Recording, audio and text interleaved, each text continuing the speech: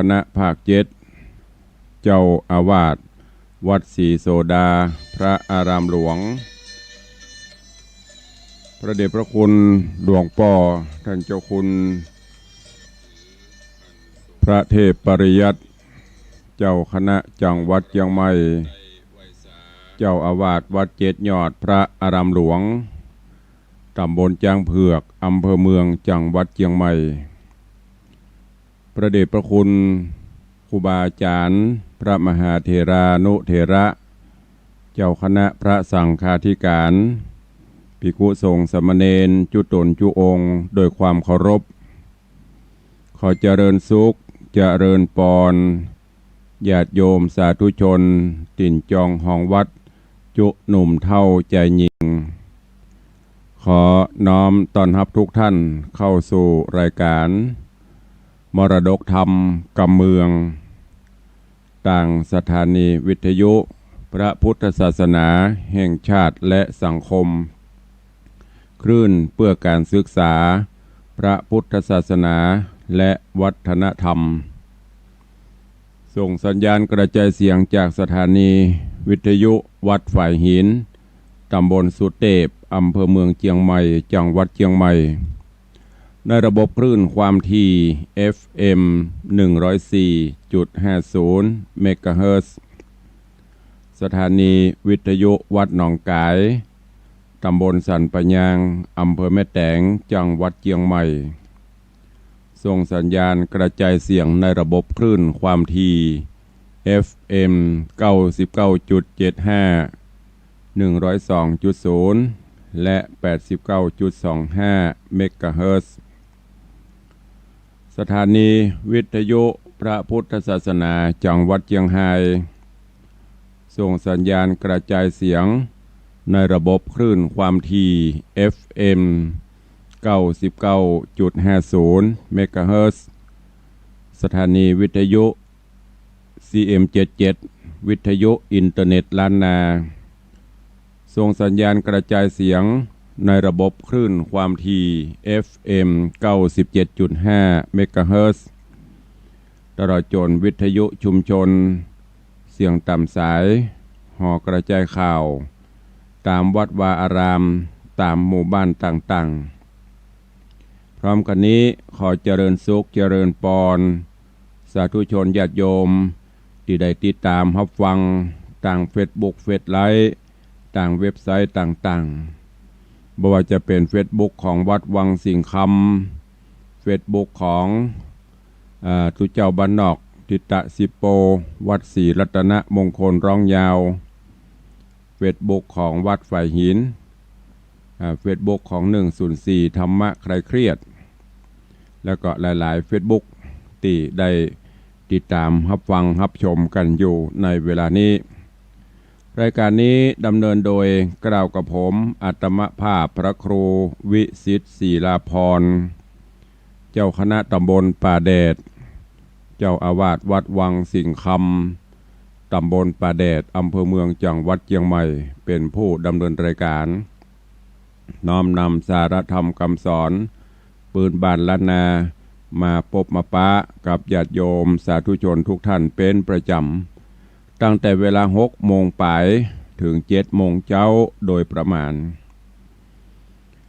ปากันวันนี้ก็เป็นวันสุดท้ายของสัปดาห์แล้วเผลอแป๊บเดียวก็เดี๋ยวก็จะเป็นวันเสาร์วันอาทิตย์เผลอแป๊บเดียวก็เดี๋ยวก็ค่ำก็เดี๋ยวก็แจ้งการเวลาผ่านโป้นไปโดยความรวดเร็วแล้วก็ต้องขอสุมาภัยครูบาอาจารย์สุมาภัยกับญาติโยมศรัทธาด้วยเนอะช่วงนี้ภารกิจศาสนกิจก็หนาแน่นตั้งแต่ก่อนวันพระมาก็มีงานตลอดช่วงก่อนก็เตรียมงานส่งน้ำพระธาตุเสร็จจากหั่นก็เตรียมงานเพียวกวาดวัดวาอารามจัดเตรียมเพราะว่ามีทางเจ้าหน้าที่สำนักงานพระพุทธศาสนาจังหวัดเปิ้นก็มาตรวจเยี่ยมวัดเพื่อ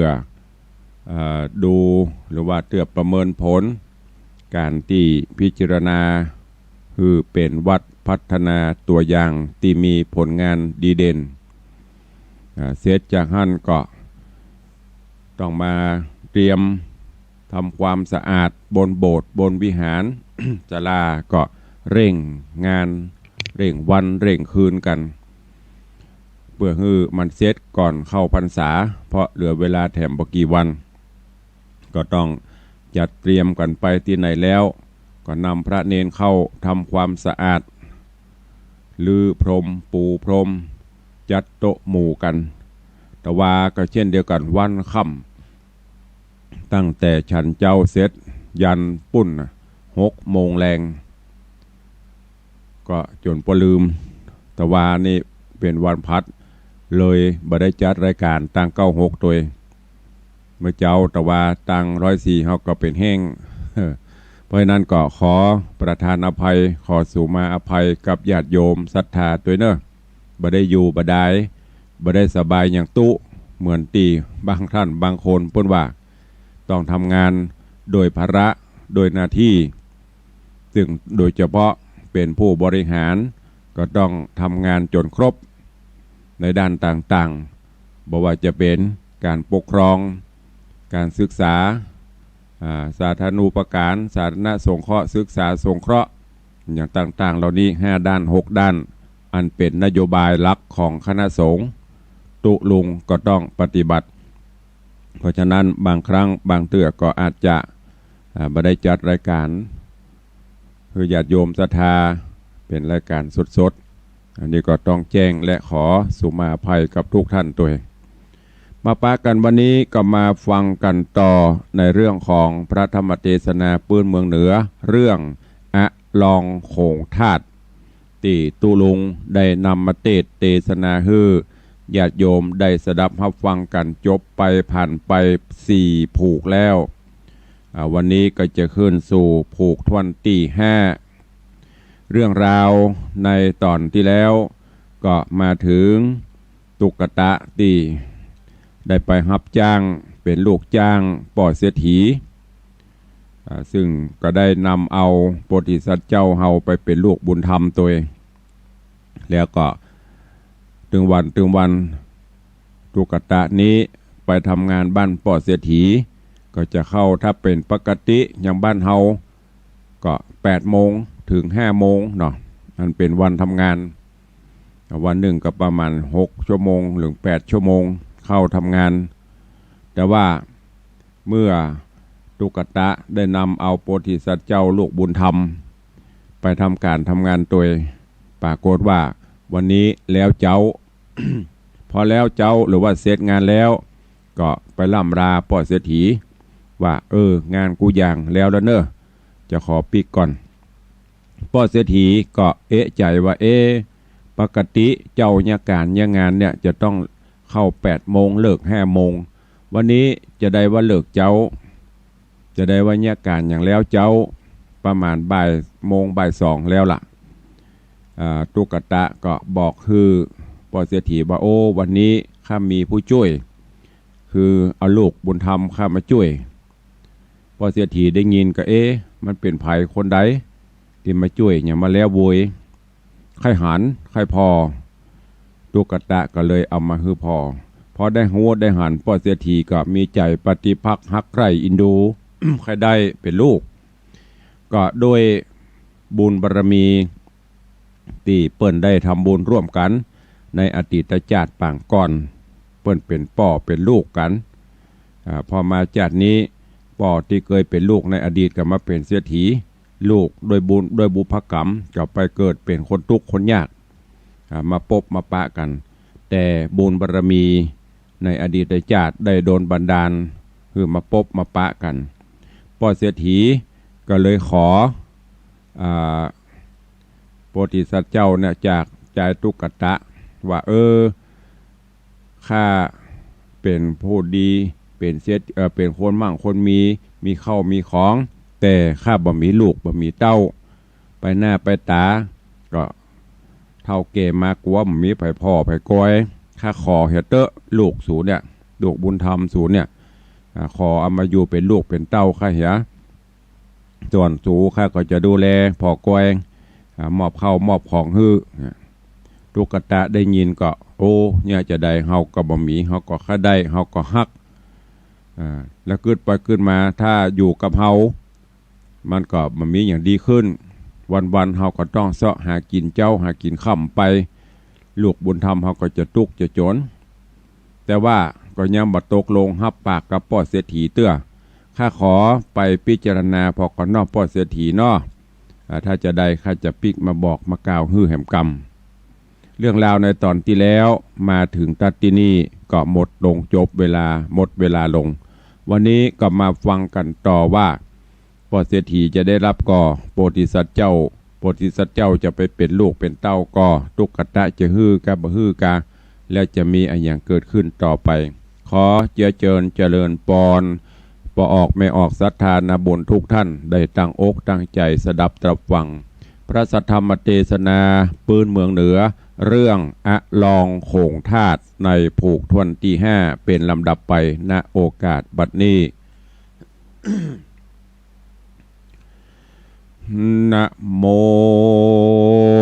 ตัสสะภะคะวะโตอะระหะโตสัมมาสัมพุทธัสสะโสเกหังกันตวาภาลิญญาญาตามาทังอโรเจสิติสัทธโวดูราสัพปุริสะตั้งหลายตั้งยิงใจม้วนหมู่อันอยู่ใหญ่จุงอดใจฟังต่อบทบาทคอนิยายธรรมเฮาจักนำมากล่าวเฮอหูข่าวตามมีดังบาลีบทเก้าว่าโสเกหังกันตัวดังนี้เป็นตนติดสืบสนโดยไปส่วนว่าใจเข็นใจกันอยากการได้พรากลานี้จากเฮือนเศรษฐีผู้เฒ่าก็ไต่เต้าเตียวไปรีบเร็วไวไปหอดเทิงที่จอดเกหาก็ใครจะกล่าวโอฮือเมียมันหูจุประการนางคนผ่านอยากใครคันนิ่งควายเล็งหานดังผัวมันกึดออกแล้วกล่าวบอกตามรายว่าฮักเจ้าใส่ใจแต่ใบกันเฮาเลี้ยงไว้ไปเมินนานจักตกผ่านกันอยากตุกลำบากเหมือนตัวเฮาแม่นเฮาเอาเจ้าหน่อไปฮื้อป้อเศรษฐีเจ้าบุญมีหน่อน้อ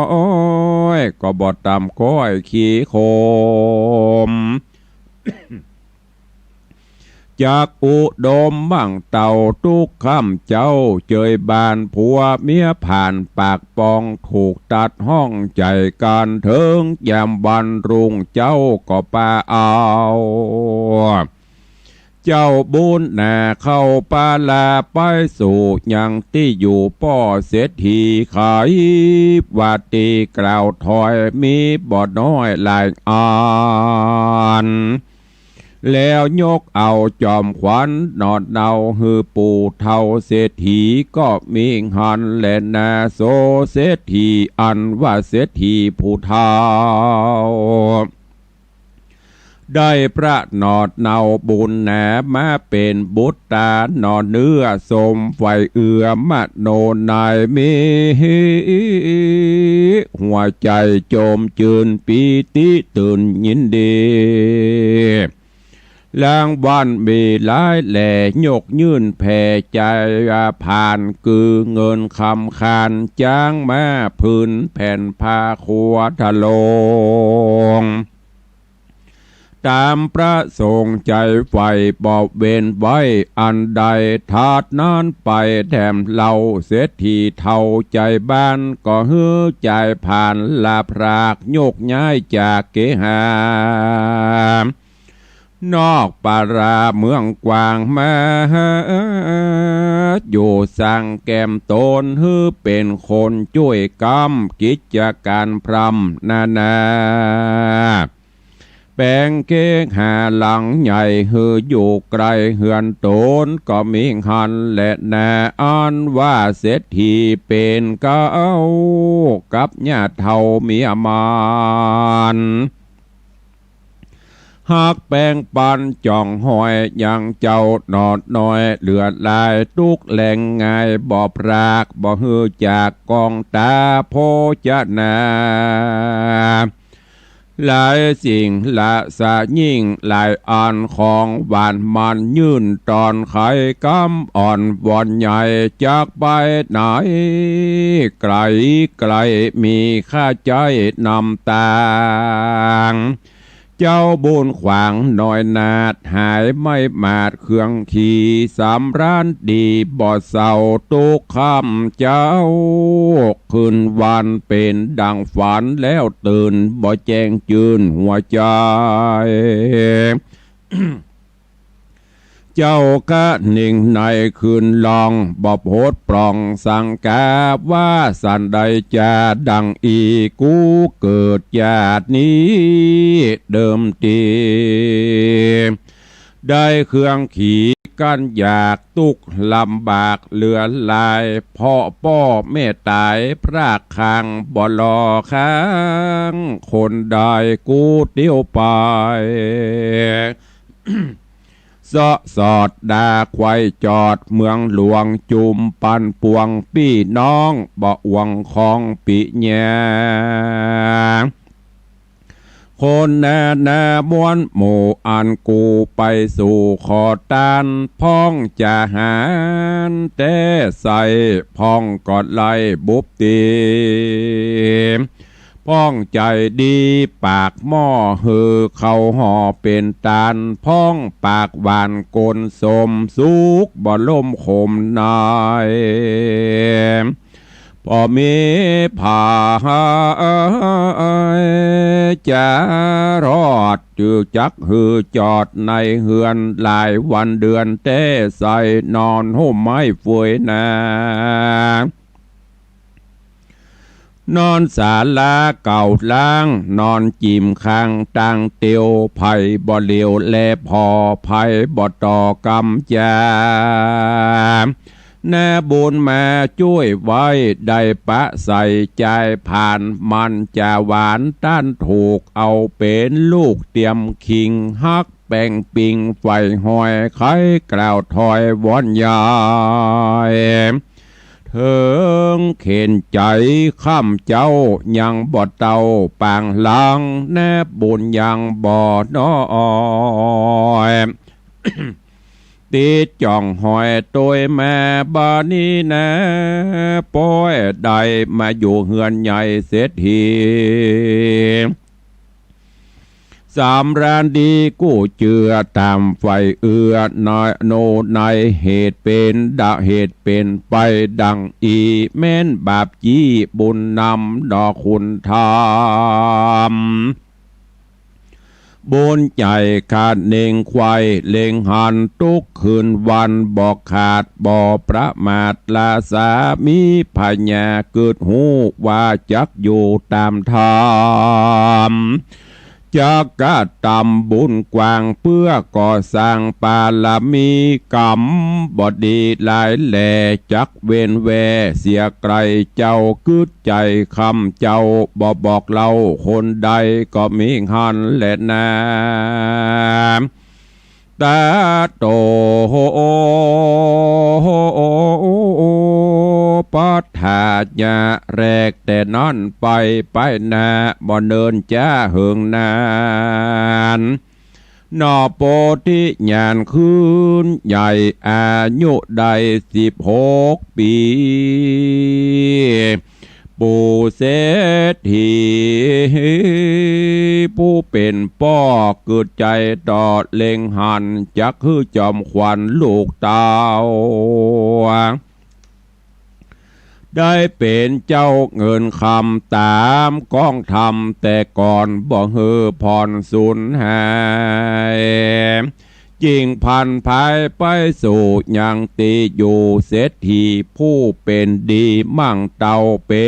นสหายเก่าเดิมมาค ขอเอาที่ดานอน้อยงามจื่นจ้อยสมชะเลวลูกยิงเดียวงามอาจชื่อนางน้อยนาสุพัทธาเพื่อเอามาเป็นไปอยู่ตีไกลแปลงปันกับจอมขวัญลูกเต่าฝ่ายเสียวเก่าแดนไกลก็มีใจจืนจอยยกลูกหน่อยยิงงามพงทะลามคืนใหญ่ฮือเป็นสะไปสะหายคามฮือโสมกำไฟอ่างสาวสืบสร้างไมตรีกันยามดีมาควายเศรษฐีใหญ่สองสะหายก็โคงควายดาแต่งตามปิมแปงโบราณนำนางนงครานยอดซอยงามจื่นจ้อยสุพัทธามาอยู่เก้งหากวางใหญ่กับเจ้าหนอดไทยบุญมีฝ่ายเศรษฐีป้อเจ้าก็ตานเล่าไข่กำปงวางตามทุกสิ่งสมบัติยิ่งหลวงลายฮือตนใจหนอดไทยสืบแดนใบจุอันโยกวางป่าเสียงควายบ่เว้นไว้อันใดฮือใส่ใจลูกเต่าได้เป็นเจ้าแทนตนก็มิหันแลนา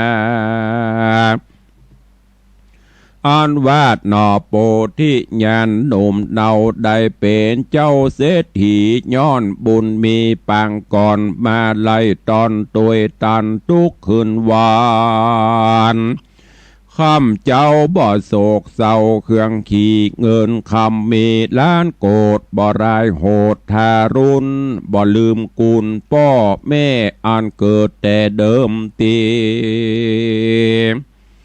กุลแห่งเศรษฐีสองเท่ากุลแห่งเจ้าใจผ่านนอโปที่ญาณบุญใหญ่นบขับไว้ตังวานเกิดเลงหันตุกเก่าเอาสอนเล่าใจตัวบ่เมามัวลืมจาดบ่ประมาทลาสาทุกเวลาคำเจ้าปฏิบัติสองเท่าเศรษฐีดังลูกศิษย์ดีสอนง่ายบ่หูนายเสียครูมาอยู่จูตีกล้าจูจ้วยใจตินมือตนบุญลือหนุ่มเนาปฏิบัติเท่าเศรษฐีโดยกองดีบอกขาดตามโอวาทคำสอนปัดที่นอนตบผ้าดาน้ำล้างหน้าและไม้สีฟันของหวานมันหลายสิ่งโภชนะยิ่งนาโดกแต่งดาไว้พร้อมโยกยื่นน้อมวางตามเป็นพระจำคำเจ้าเฮือสองเท่าเศรษฐีสำรันดีใจชื่นอยู่ระรื่นสะบวยโรมส่วนสรีอุดมยอดซอยงามชื่ออื่นจอยสุพัทธาอันเป็นภริยาห่วมขังก็บ่ห่างเสียทามบอบมัวดำมืดเศร้าตัวตามเจ้าจูประการจริงสำราญจืออื่นจอยตุกบ่หอยคนใดก็มิหันแลนาดาโตปะลังทัดแต่นอนไปนะบ่อเนินจะหลายปีปู่เศรษฐีป้อเจ้าและญาติเท่าเมียมันก็ดับขันกระพรากตายละจากเมืองโคนก็เอาตนไปเกิดจันฟ้าบนจันฟ้าโคงแหล่งลาตาว่าติงสาละโพคามากเต้าไว้เฮือเจ้าเดียวได้ โดนคำใจสืบแตนไวจูประการบ่ปอปานไปหน้าป้อแม่นางนอลาสุพัทธาก็มรณากราดชีวิตขาดบำวายบ่มีสายปีน้องเกิดห่วมต้องเดียวกันบ่ได้ปั่นบีดแบ่งสมบัติแห่งขากูลไหลมามูลมั่งเต้ากับสองเจ้าบุญแนสังฆญาบ่โหดได้160 โกดเป็นพระมารก็มีหันและนาดามัดทางปะกาเสนโตสัทธาอาหาสัทธาสัพปัญโยต้นเป็นครูแก่โลกดับทุกโศกเว้นภายพระจักไขเตื่อมแทงหือเสียงแห่งสังกาจริงกล่าวกถาติดต่อเป็นบาทคอบาลี ว่าเตวะอาสิติปโกติโยดังนี้เป็นตนภิกขเวดุราภิกขุทั้งหลายอันเป็นสายอริยญาติเจือนักปราชญ์ทรงธรรมอันว่าเขาของเงินคำหลายหลากดังสองภาคไปดังสองภาคสองไปปอเมตไตรละไว้หือสองแก่นไทยสะเวยสีคือฝ่ายเศรษฐีผู้เฒ่าป้อเก็บเจ้าบุญเรืองและคำเหลืองก้าใหญ่เงินบาทใดนำแนสังฆญาแต่โสดได้80 โกดเป็นพระมารจุมอลังการเครื่องใจนับบทใดหลวงลายตกถึงใจหนุ่มเนาป้อนอพระเจ้าบุญมีฝ่ายเศรษฐีป้อแม่นางแห่งนางงามเงสุพัทธาก็มอละนาโมยมอดตายละตอดเงินคำมีหนานำแต่โสดได้80 โกดเป็นตราก็ไหลมาปานปอแก่นางนอยิงเดียวสองเป็นเกลียวฟันขอดจริงเป็นยอดคำขาสังขญาบ่โหดได้ได้160 โกดเป็นพระมารก็มิหันและนา อันวาดหนอโปธิญาณยอดซอยและนางนอน้อยสุพัทธาสะเวยโพคาลายและกิตติแผ่ลือกลายสองมีใจอ่อนกอมยกยื่นน้อมยอดตานอธิษฐานใจจอดแผ่บุญรอดไปหายังสองขาป้อแม่ปอบเวนแว่บันไดโคนเข็นใจยากไรต่างงานหนไตหนเหนือบ้านโตกเจือบ้านออกตุกสรอกที่3ปากันมาตัวดาวเทิงเขตดาวแดนไกลขอปัจจัยเข้าแนมบัตรถูพร่ำเงินคำสองบุญนามใจชื่นโจกยกยื่นย่อปานเป็นนิรันดร์จะใจบอกขาดใดวันใดก็มีหันและนาอันว่าหนอโปธิญาณเจียงเจ้ากับนางนอดเนาสุพัทธามีคุณนาหลายแหล่ศรัทธา แผ่เจยบานฮือสร้างกวานตานหลังใหญ่ไว้ที่ไกลเกหาฮือแต่งดาพรำพร้อมตั้งเข้านำปัจจัยพื้นครัวใบเครื่องใจมีพร้อมไขว้จุกอันยื่นย่อปันต้านตอดแก่คนธรรมอดอนาถาค คนจะลาแก่เท่าตั้งเจ้าสมณะพราหมณ์มีหลายลำใหญ่น้อยไหลหลังถอยมาจูมนอสัพปัญญูใจจืนโจกยกยืนตันไปย้อนมีใจคืดฮอดขานิ่งสอดปางหลังว่าเมื่อกูยางอ่อนน้อยโตกต่ำก้อยอาณาถาเตียวไปมาเหนือไตย่อมือไหวขอตานบางคนหันกระยาบไหลขณะพระอาวีบางคนดีหลายแหล่ยกยื่นแผ่ย่อปันจีนป่ามันเป็นต้นบ่เคยหอนหันมีของได้อันดีเข้าใจของถอยไรเขาเอาปันจับรางวัลก็อิ่มต้องปอนักนองทงป่า บางบ้านนั้นแน่เอาไม่ขอบ่ได้แดนใดตูกเหลือใจหิวหอดดาบ่รอดเป็นโคนเดินเวโวนแน่หิวนะหนังต้องกิ่วติดหลังเป็นตุกขังบอกเหือดห้อนไม่เดือดเววาบาดนี้นะบุญโผดโป้นจากโตดเครื่องขีได้มาเป็นดีมั่งเต้าตุกข้ามเจ้าเจยบานกูจักตานจุสิ่งเขาแนมยิงปัจจัย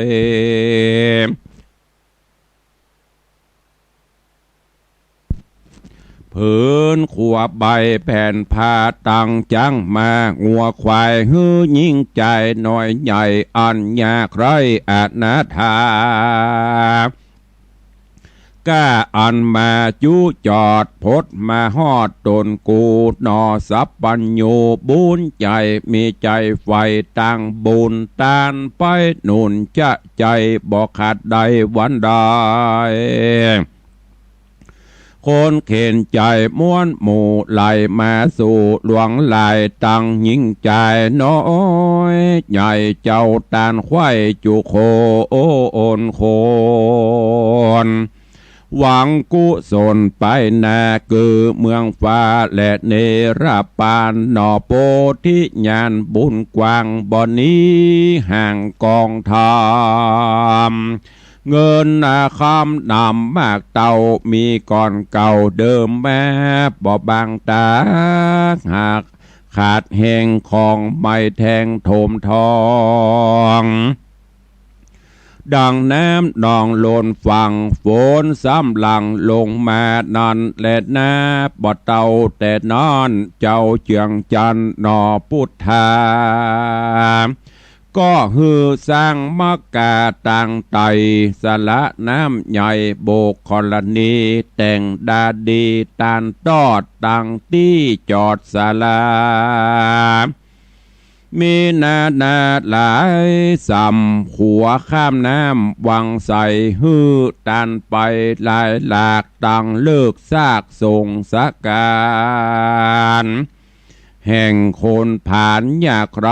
ตานเสียงควายจุอันคนลือนันเล่าเศร้าควายจุดาวปุรีก็มีหันแหละนานิติตังขีญาสังวันนาวิเศษ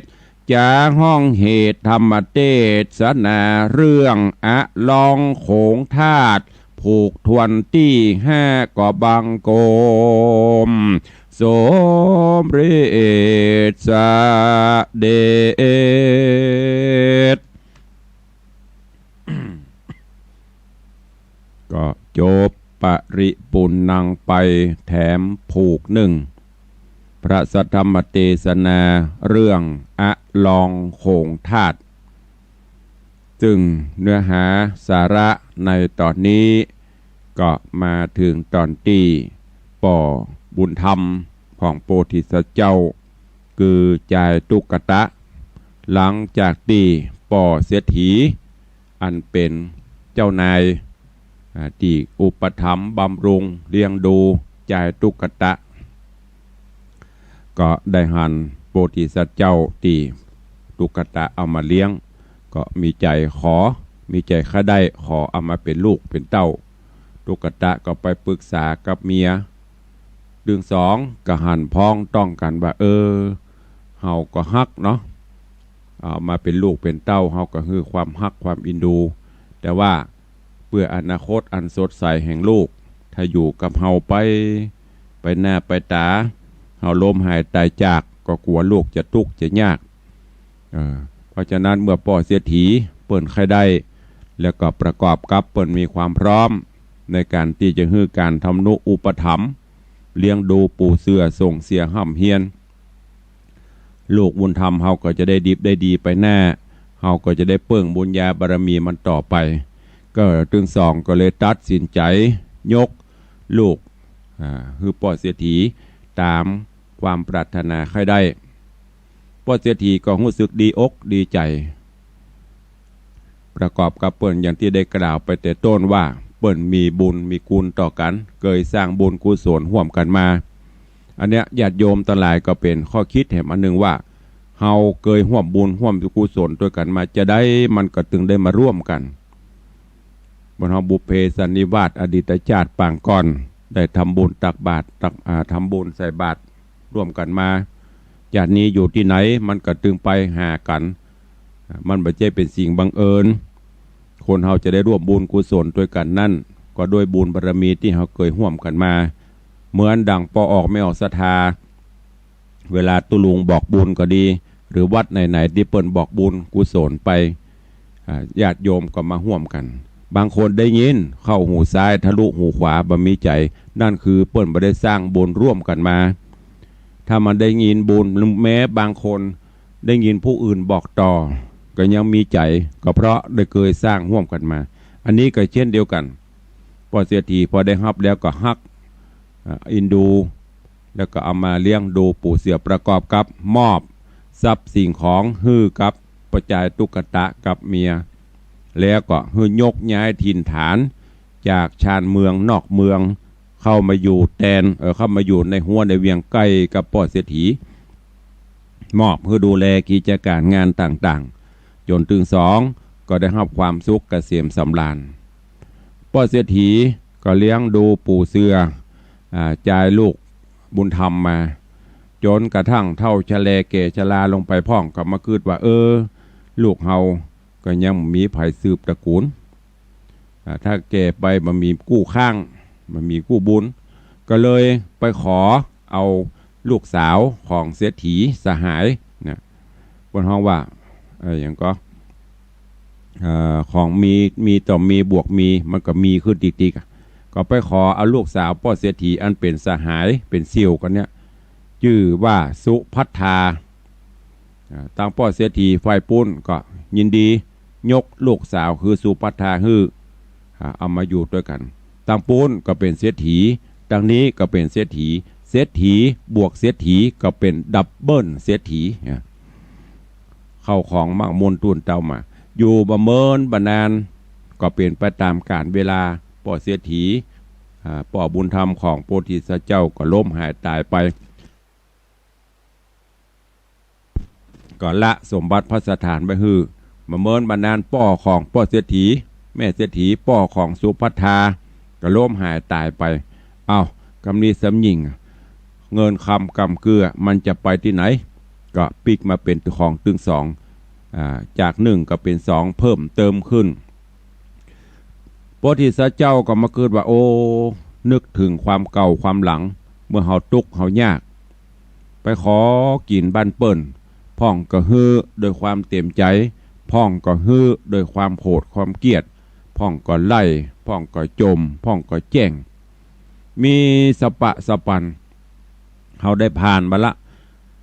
มาให้บดีเปิ้นบัดตุกเปิ้นก็คงมาซอกกิน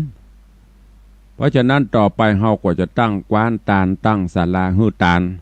ไผที่มีความทุกข์ยากอนาถามาเฮาจะช่วยฮื้อหมด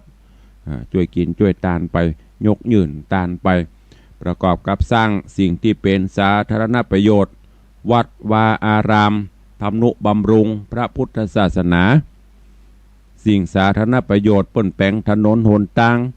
แปลงตีพักแปลงหัวแปลงอย่างเฮาก็จะช่วยจะหอมจะตานไปจะยะ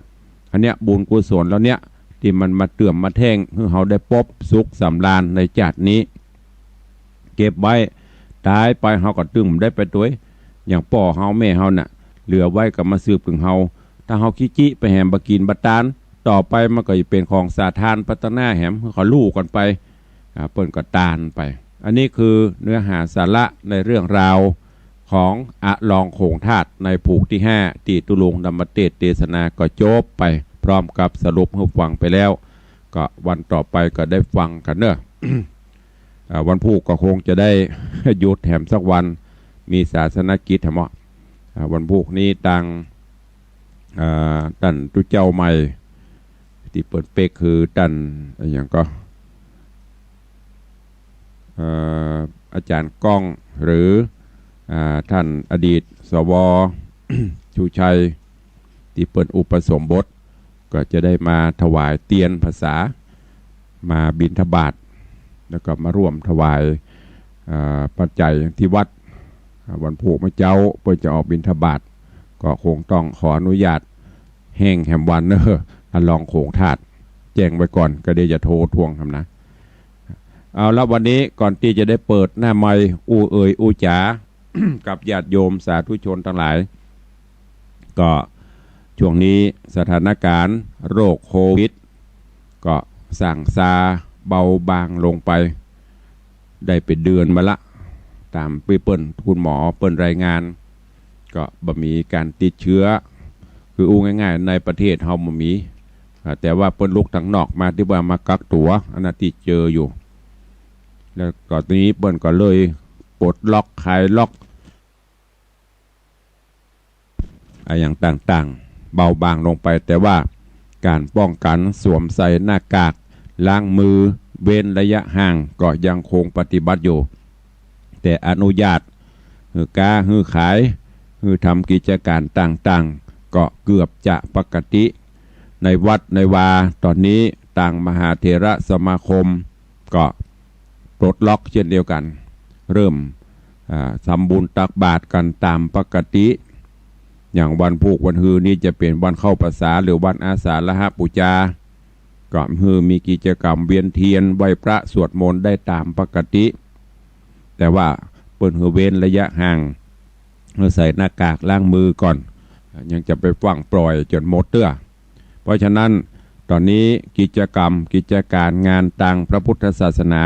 ก็เริ่มก็ทำกันได้ตามปกติแต่ฮือจัดระเบียบให้น้อยจะไปคือมันเหมือนเก่าเป๊ะก็ไม่ได้ก็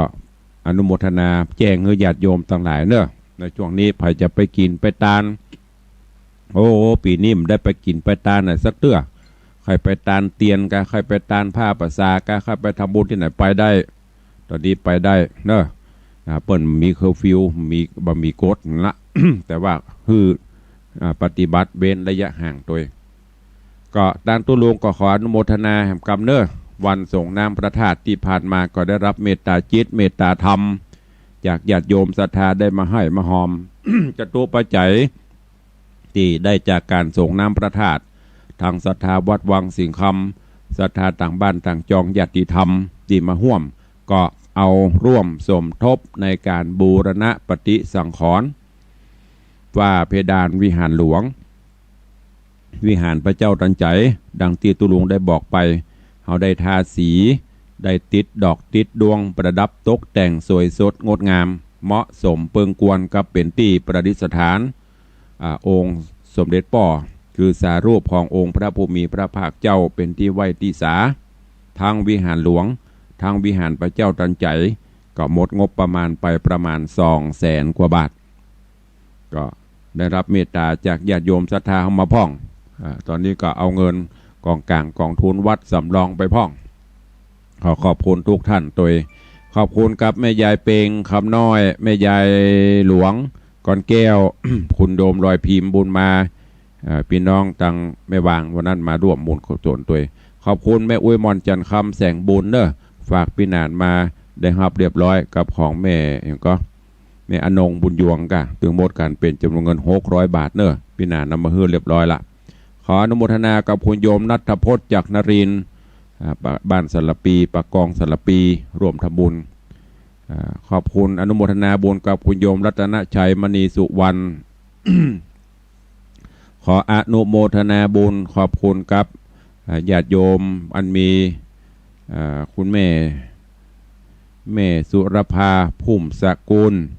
จ่าสิบเอกมนชัยบุญชุ่มใจขอบคุณอนุโมทนาบุญกับป่อกับโยมมนัสโยมรัตดาวังแน่อันนี้แม่ห้อยเงินโดยสเก็ตโยมปิยวัฒน์โยมพิกุลทองรักษาพลขออนุโมทนาบุญขอบคุณกับจ่าสิบเอกนครแม่ดาราเงาธรรมเนอะหนองแฝกบ้านหนองแฝกสารปีหนองแฝกปะคาเนี่ยขออนุโมทนากับปอกกองคำลีนแสนกาดขอบคุณกับโยมแม่เฒ่าบุตรดีแม่เฒ่าบุตรดีนี่ปุ่นไปอยู่ม่วงใหญ่บ้านม่วงใหญ่เวียงแก่นเชียงไฮ้โยมจรัญญาพรจัญญาพรโยมจะฉายาพรโยมละพัฒรดา ขอบคุณกับโยมแม่แสงล่าปันคำบ้านห้วยโบงแม่แฝกพร้อมลูกหลานเนอะแล้วก็มีอาจารย์จิราพัฒน์แดงเจริญโยมสุพิญญาประวัติพินันโยมจุดธรรมาศเกียรติสี่สกุลโยมวรพรอ้อมวงพันธ์ขอบคุณมากับโยมแสงล่าธงรักแม่โจโยมสุวรรณาโพธิยอดโยมทองม้วนวันตัน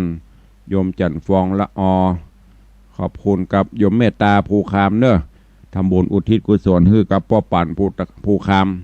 1,500 บาทโอ้ขอแสดงความเสียใจตัวเนอะพ่อปั่นเปิ้นเสียตุลุงก็ไม่ได้หูเอานั้นลูกสาวโทรมาแม่ขออุทิศบุญกุศลให้โยมพ่อปั่นภูคามพูดถึงแก่กรรมไปก็ขอขอบคุณตัว ขอบคุณกับโยมประเสริฐพรหมเมธโยมจินตนาอินตะโยมนภัสสรอินตะเนอะนิประเดชหมู่13ได้มาร่วมโมทนาบุญตัวแล้วก็ที่ก่อนตุลุงก็ประกาศไปหลายท่านหลายคนที่ยังไม่ได้ยินชื่อก็รอก่อนเนอะเพราะว่าเขาประกาศคำเดียวมันนักก็เดี๋ยวก็จะหมดเวลาเบิ้ล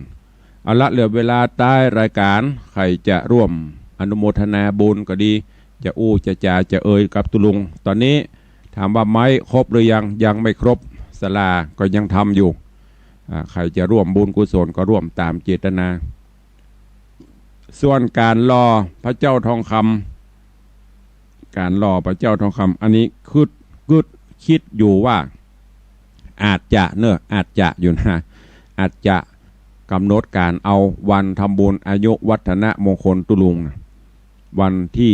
21 สิงหาคม ลองดูสถานการณ์แถมกรรมอาจจะแต่ค่อนข้างจะแน่อาจจะเอาวันเกิดนั่นนะหล่อพระเจ้าทองคำตัวนี่ก็เราฟังข่าวจะแจ้งไปเนอะใครฟังอยู่ที่ไหนต่างใดยามเจ้าเกิดเติงหัดตุลุงเอาโทรเข้ามาเนอะวันนี้สดอาหารสดจานสดฟังตุลุงแล้วก็งีบรับไม่ได้เรื่องเนอะฟังทำแล้วรับตัวนะระวังเนอะเป็นงูเนอะลุกเนอะลุกเนอะ6:51 นาทีจะ7 โมงละ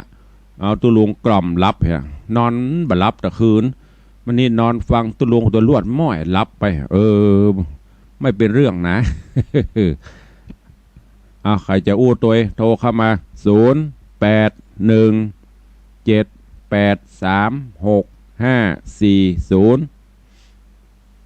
0817836540ดักปิ้งเหลือเวลาแถมประมาณ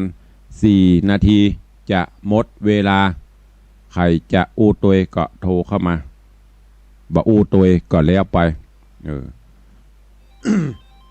เจริญปอนการเจ้าท่านนะนี่แม่สุภาพเอ็มเจริญให้เจ้าว่าแม่สุภาพจะร่วมสมทบสร้างพระเจ้าทองคำหัน400 บาทน้ำคมเงินบ้านใดก่อสุภาพเอ็มเจริญ ตาใดก่ออ๋อร่วมสร้างพระเจ้าร่วมสร้างพระเจ้าทองคำแห่ง400 บาทเจ้า 5 กับ 5 ต้องจะได้ครบหมื่นไงติดค้างชาติพวกกูทำปุ๊ก สุพัฒน์เอี่ยมเจริญ เจ้า วันนี้ว่าจะโอนมาให้ทำไหมเจ้า ได้ ถ้าโบนจะเข้าไปหา2 อย่างเนี่ยถ้าคนบนโต๊ะนะเจ้า สาธุเนอ เจ้า จะเลินปอน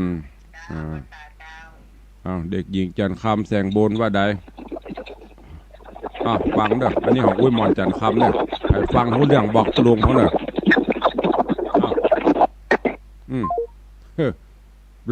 รูปรับบอกว่าเอาขว้างให้ก็บอกขว้างอุ้ยมอนเฮ้ย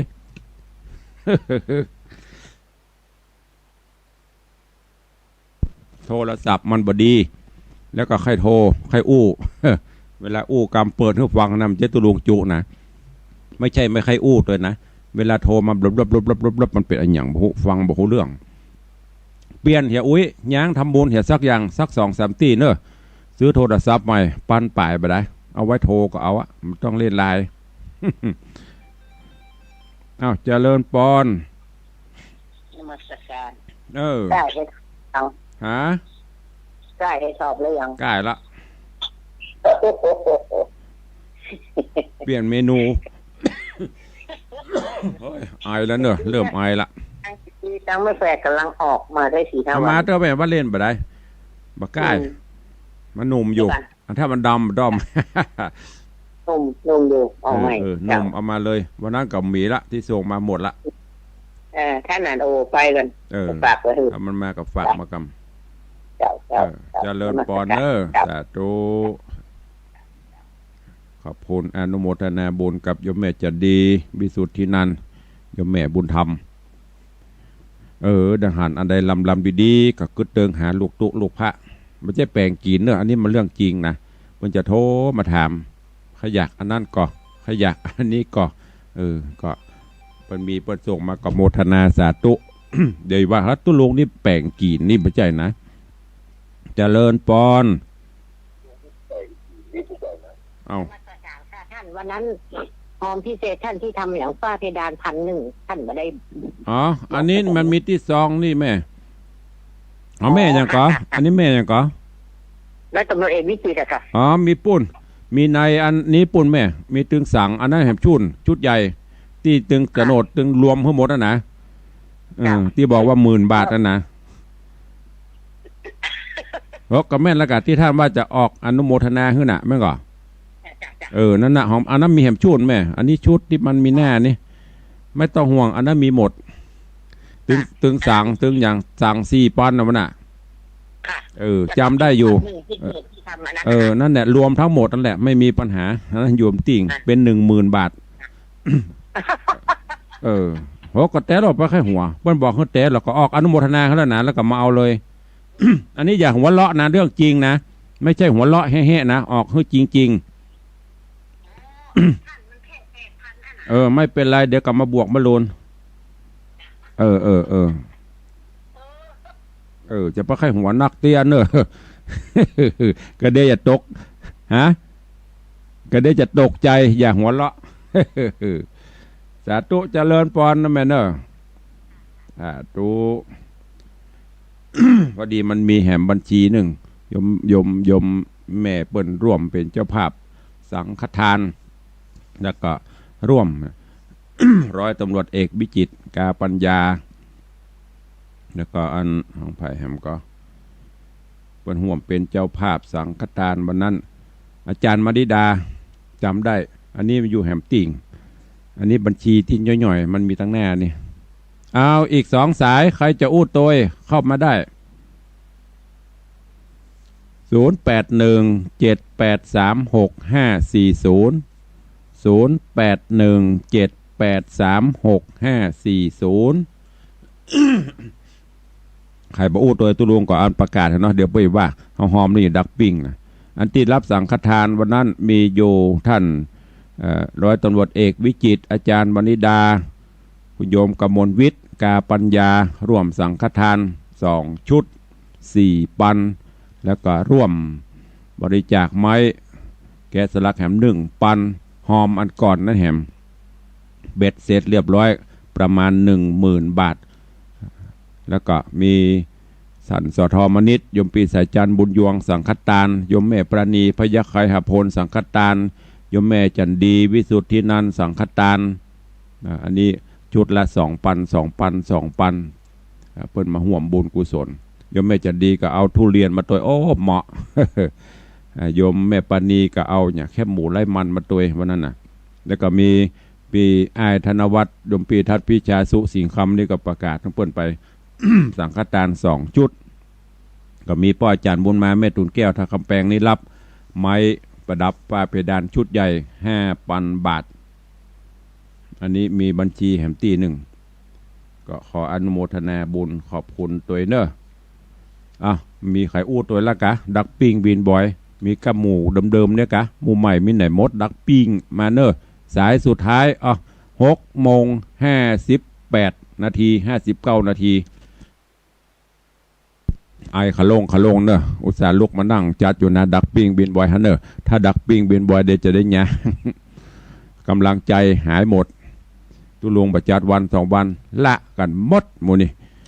จะเฮือมาจัดสดเฮือฟังเส้นนมเฮือฟังตึงวันเนาะ ไม่มีแล้วเนาะไม่มีก็จะไปละเหลือเวลา2 นาทีคอเห็บคอแห้งละไอขะโลงละก็ขออนุโมทนาขอบคุณทุกเสียงทุกสายทุกท่านทุกคนอูดแต่พ่องเล่นพ่องยำเจ้าอูกันหนัวไข้หัวกันม่วนยืดอายุไปเนอะวันนี้เวลาหมดเวลาขอนำรายการจากไปก่อนวันพุกลาหะเมาะวันนี้มีกำลังใจมาถึง10 โลถ้าโลเนี่ยถ้าจะบลาวันนี้ดักปิ้งลา ผูกวังเทพต่อเอาละมันต้องตะเล่ละหมดเวลาแล้วจะไปละจัตตาโลธรรมาวัตันติอายุวันโนสุขังพะลัง